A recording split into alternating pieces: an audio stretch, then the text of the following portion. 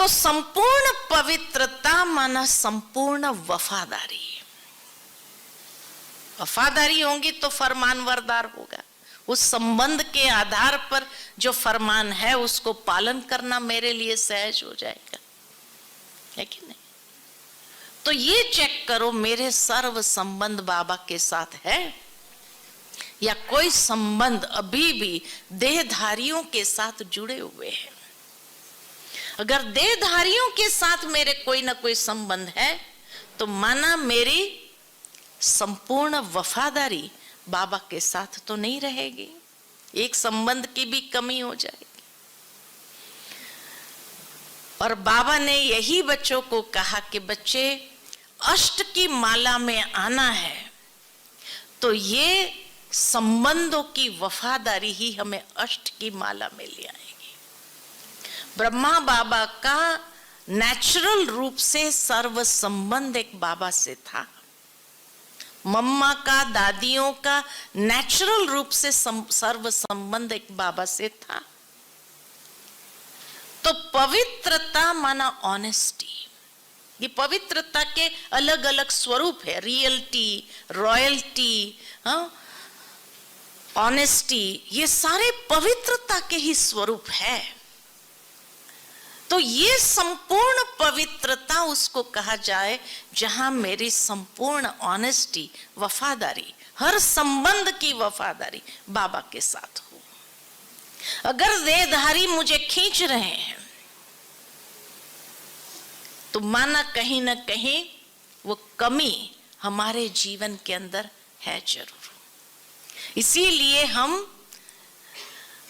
Honest नहीं कहेंगे फिर, और ऑनेस्टी नहीं तो क्या कहेंगे। साथ ही साथ संपूर्ण पवित्रता बाबा कहते हैं डबल अहिंसक। संपूर्ण पवित्रता माना डबल अहिंसक। एक तो है काम कटारी की हिंसा और दूसरी है क्रोध की हिंसा। संपूर्ण पवित्रता माना क्रोध की हिंसा भी न हो। काम विकार को जीत लिया, लेकिन जहां कामनाएं हैं तो ये कामनाएं भी क्या है? काम का ही अंश है। इसीलिए इच्छा मात्रम अविद्या। अगर कामना है कोई ना कोई सूक्ष्म, ये चाहिए चाहिए कि चाहना है, भरपूरता नहीं, तो जहां ये कामना है माना काम का अंश है, तो संपूर्ण पवित्रता नहीं। चेक कर सकते हैं। और दूसरा, अगर मुझे गुस्सा आ जाता है, क्रोध आता है, तो भी संपूर्ण पवित्र तो नहीं कहेंगे। दूसरे विकारों के लिए बाबा ने इतना जोर नहीं दिया, लेकिन ये दो विकार, काम और क्रोध, वो देवताओं में नहीं है। इसलिए कहा संपूर्ण पवित्र माना डबल अहिंसक। तो ये क्रोध का अंश मेरे में कहां तक है ये देखो। अगर मुझे छोटी छोटी बातों में गुस्सा आता है, क्रोध आता है, तो ये पवित्रता तो नहीं हुई। और कई लोग महसूस करते हैं कि क्रोध है। बाबा के घर में आएंगे, मधुबन में आए, बाबा की झोंपड़ी में जाएंगे, वहां चिटकी डाल करके जाएंगे, बाबा हम अपना क्रोध छोड़ करके जाते, गुस्सा छोड़ करके जाते। लेकिन यहां से जाने के बाद क्या होता है? सोडा वोटर हो जाता है, फिर वो गुस्सा आ जाता है। क्यों आ जाता है? कई बार कई सोचते बाबा के कमरे में, मधुबन में जाकर के हमने छोड़ा, फिर बाबा की मदद क्यों नहीं मिलती है ना? जिस तरह से मान लो कि ये हॉल में अंधेरा हो, अब कोई आकर कहे अंधेरे को निकालो, अंधेरे को निकालो, अंधेरे को निकाल सकेंगे? क्यों? क्योंकि अंधेरे का कोई स्रोत नहीं है, प्रकाश का स्रोत है। और इसीलिए प्रकाश जलाओ तो अंधेरा दूर होता है ना। अंधेरे को निकाला नहीं जाता है।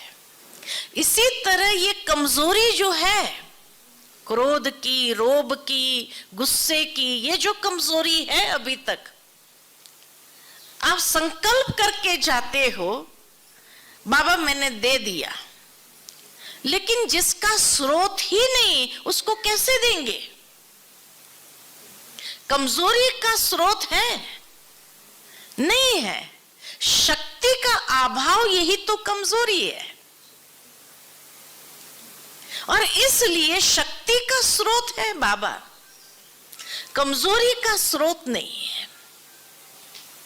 इसीलिए कितनी भी कोशिश करो कि मैं इसको छोड़ के जाती हूं, लेकिन अंधेरे को निकाला नहीं जाता, कमजोरी को निकाला नहीं जाता है। शक्ति का अभाव यही कमजोरी है। तो जैसे गुस्सा आता है तो सोचो कौन सी शक्ति का अभाव है? क्या मेरे में सहन शक्ति का अभाव है? क्या मेरे में धैर्यता की शक्ति का अभाव है? अधीर्यता है, जल्दी करो और जल्दी कोई नहीं करता है तो गुस्सा आता है, तो धैर्यता का अभाव? या मेरे अंदर शांति का अभाव है? कौन सी शक्ति का अभाव है? सहन शक्ति का अभाव है, धैर्यता की शक्ति का अभाव है, शांति की शक्ति का अभाव? एनालाइज करो अपनी पर्सनालिटी को, और रोज सुबह अमृत वेले सर्वशक्तिमान स्रोत से उस शक्ति का आवाहन करो। मान लो कि मेरे अंदर शांति की कमी है, तो शांति की शक्ति का आवाहन करो। एक हफ्ता तक लगातार आप अमृत वेले आवाहन करो, तो बाबा से वो शक्ति आपको मिलती जाएंगी, बढ़ती जाएंगी। और जैसे ही वो शक्ति भरेगी अंदर में, तो कमजोरी कहां जाएगी? समाप्त हो जाएंगी। वो कमजोरी भर गई शक्ति से, और बाबा शक्ति देने के लिए तैयार है। रोज अमृत वेले आवाहन करो कि आज मुझे शांति की शक्ति का आवाहन करना है, आज मुझे धैर्यता की शक्ति का आवाहन करना है, सहन शक्ति का आवाहन करना है। आवाहन करो। जैसे आवाहन करते हैं वो शक्ति समाती जाएगी और आप सशक्त हो जाएंगे। एक हफ्ते तक आप करके देखो, उसके बाद आप देखो आपके स्वभाव में वो गुस्सा समाप्त हो जाएगा। लगातार उस प्रकाश का आवाहन करो, तो आत्मा का जो ऑरा है वो क्या होगा? चार्ज हो जाएगा। और ये कमजोरी कहां जाएगी? समाप्त हो जाएगी, है कि नहीं? इसी तरह अगर एक हफ्ता नहीं 10 दिन करो अगर आप आवाहन लगातार, तो आप खुद महसूस करेंगे कि वो कमजोरी कहां चली गई, आपको पता भी नहीं चलेगा। सशक्त महसूस करेंगे। इसी तरह एक एक कमजोरी, खुद तो हर एक जानता है कि मेरे अंदर कौन सी कमजोरी है। अगर एक एक कमजोरी एक एक हफ्ता मिटाने के लिए उस शक्ति का आवाहन करते जाए रोज अमृत वेले, तो क्या होगा? 52 सप्ताह में संपूर्णता आएगी या नहीं आएगी? नहीं आएंगी, है ना? और एक एक कमजोरी के ऊपर विजयी जैसे होते गए तो संपूर्ण पवित्रता उसी को कहा जाता है। डबल अहिंसक, है ना? डबल अहिंसक के वाचा द्वारा भी हम किसी की भावनाओं को हिंसा नहीं करते हैं। किसी को कड़वा शब्द कह दिया, बोल दिया, उसको बहुत दुख हुआ, दर्द हुआ, ये हिंसा नहीं है, वाचा के द्वारा हिंसा है। तो डबल अहिंसक माना ऐसा बोल भी हमारा न निकले, इतनी मधुरता वाणी के अंदर आ जाए कि स्वतः हम अपने आप को शक्तिशाली, बाद में पश्चाताप करते रहे, बाबा को सॉरी करते रहे, उस आत्मा को भी सॉरी, कितना टाइम वेस्ट है। हाँ? अभी समय की जिस तरह की रफ्तार चल रही है तो क्या करना पड़ेगा। तो इसीलिए संपूर्ण पवित्रता के अंदर ये विभिन्न एस्पेक्ट्स है, जिस आधार पर हम अपने आप को चेक कर सकते हैं कि सचमुच हम पवित्रता से कितना दूर है। तो रियलिटी और रॉयल्टी पहचान तो उसी में है। फिर योग, योगी बनो, पवित्र बनो, योग लग रहा है नहीं, भारीपन है नहीं। फिर ब्रह्मचारी, फिर वफादारी और डबल अहिंसक, मर्यादा पुरुषोत्तम, मर्यादा पुरुषोत्तम। तो इसी आधार पर हम चेक करें कि हमारी संपूर्ण पवित्रता से कितनी नजदीकी है या दूरी है। क्योंकि सतयुग की आदि की महिमा, स्टार्टिंग की महिमा यही है, संपूर्ण पवित्रता, डबल अहिंसक, मर्यादा पुरुषोत्तम, ये स्टार्टिंग की महिमा है। तो हम स्टार्टिंग से आएंगे, नहीं तो कहां से आएंगे। युद्ध करते रहेंगे, योद्धा होंगे तो कहां से आएंगे। चंद्रवंशी से आना पड़े, और योद्धा में भी अगर विजयी हो गए तो चंद्रवंशी के आरंभ में आएंगे राम राज्य में। लेकिन अगर विजयी नहीं हुए तो और भी पीछे हो जाएंगे। तो इसी विधि से बाबा कहे अपने आप को चेक करो और अपने आदि अनादि स्वरूप को पुनः जागृत करो। तो अभी हम सब योग में बैठेंगे, उस आदि अनादि स्वरूप में स्थित होकर के मैं संपूर्ण पवित्र आत्मा हूं। मेरा 2500 साल तक का पवित्र स्वरूप रहा है, और उस स्वरूप में मैंने 21 जन्म बिताए हैं। परम धाम में भी मैं अपने अनादि स्वरूप में, पवित्र रूप में बाबा के साथ विराजमान थी।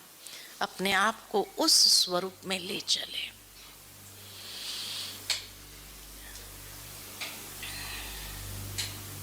कुछ क्षण के लिए अपने अनादि स्वरूप में स्वयं को देखे। मैं आत्मा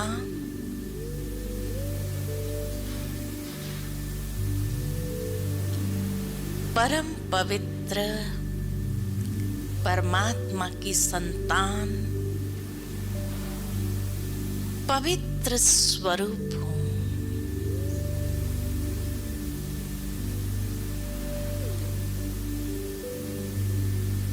मुझ आत्मा के चारों ओर पवित्रता का प्रभा मंडल,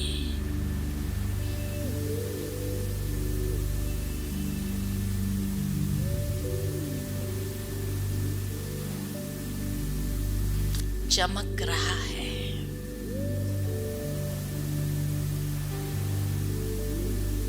मैं आत्मा दिव्य तेजोमय अनंत प्रकाशमान हूं।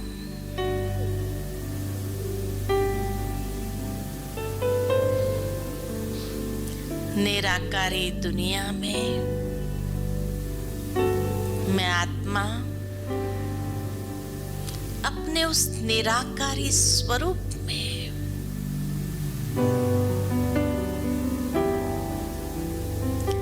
कितने दिव्य, पवित्र प्रकाश स्वरूप।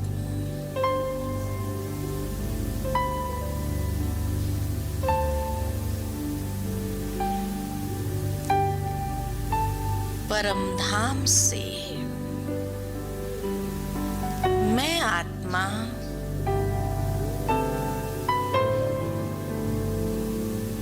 सृष्टि के आदि काल में सत्युगी दुनिया में जब अवतरित होती हूँ तो वहां भी मैं आत्मा पवित्र पूज्य स्वरूप में हूँ।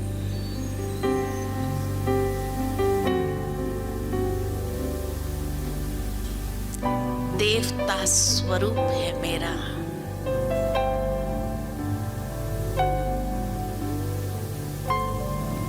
दिव्यता से आलोकित हूँ।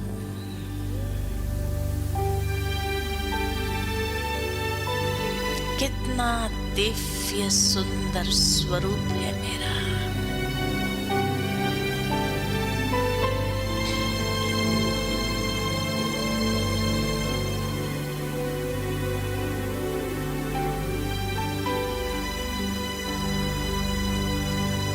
मैं पवित्र देव स्वरूप में, देवकुल में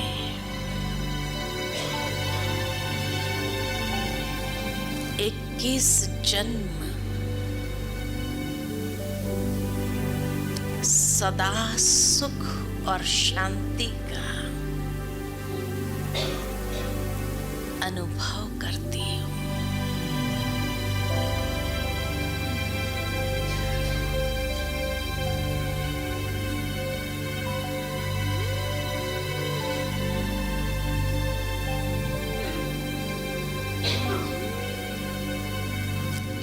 जहां मुझ आत्मा के पवित्र दिव्य वाइब्रेशन से प्रकृति भी संपूर्ण सतो प्रधान सुखदायी है।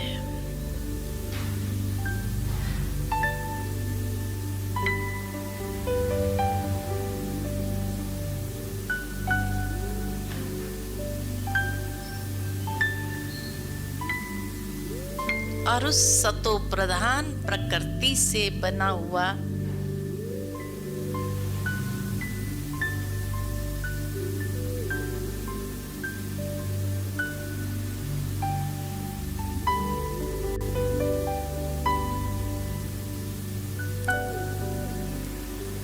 दिव्य शरीर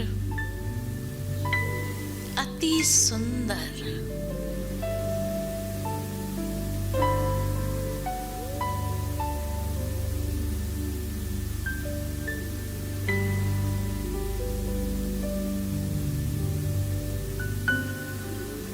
पवित्रता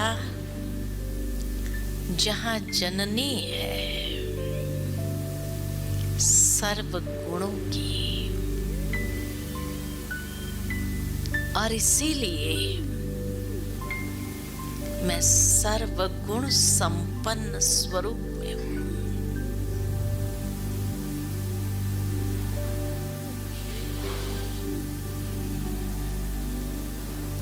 द्वापर के बाद मेरा पूज्य स्वरूप भी मंदिरों में विराजमान अनेक भक्तों की मनोकामनाओं को पूर्ण करता है।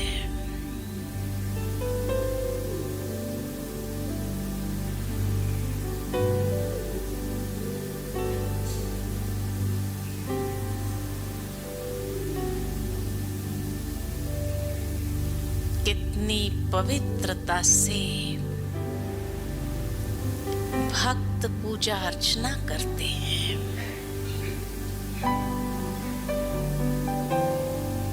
और दर्शन का सुख प्राप्त करते हैं।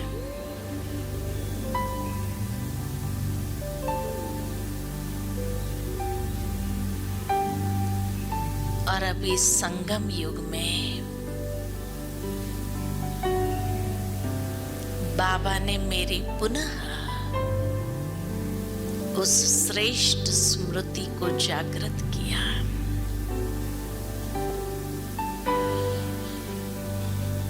मैं ब्राह्मण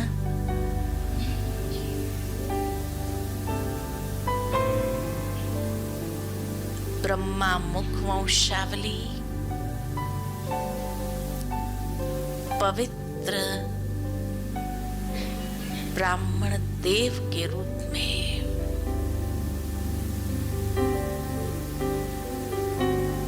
स्मरण की जाती हूँ।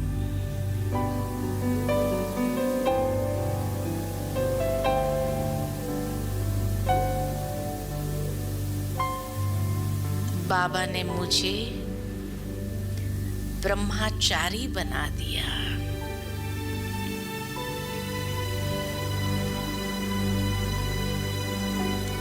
ब्रह्मा बाबा का आचरण मेरे जीवन से प्रत्यक्ष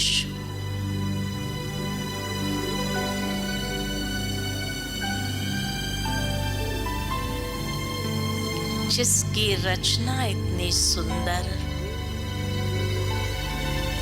वो कितना सुंदर होगा।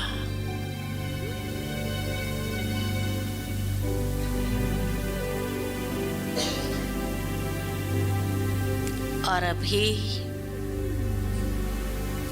पवित्र ब्राह्मण सो फरिश्ता स्वरूप एकदम हल्कापन,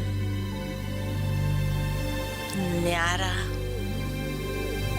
निराला स्वरूप, दिव्य लाइट से आलोकित स्वरूप,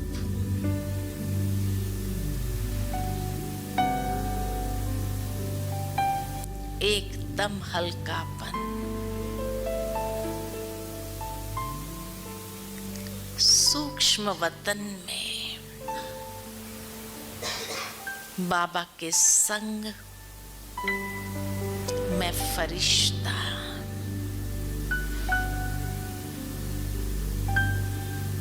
सारे विश्व के प्रति शुभ भावना, शुभ कामना को निरंतर प्रवाहित करती हूँ।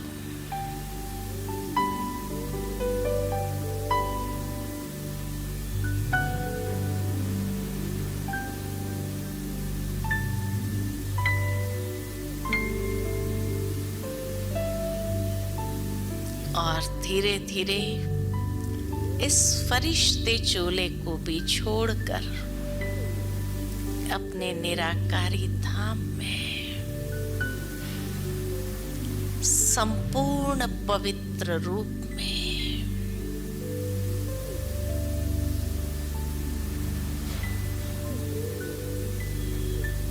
बाबा के साथ, बाबा के सानिध्य में स्वयं को देख रही हूँ।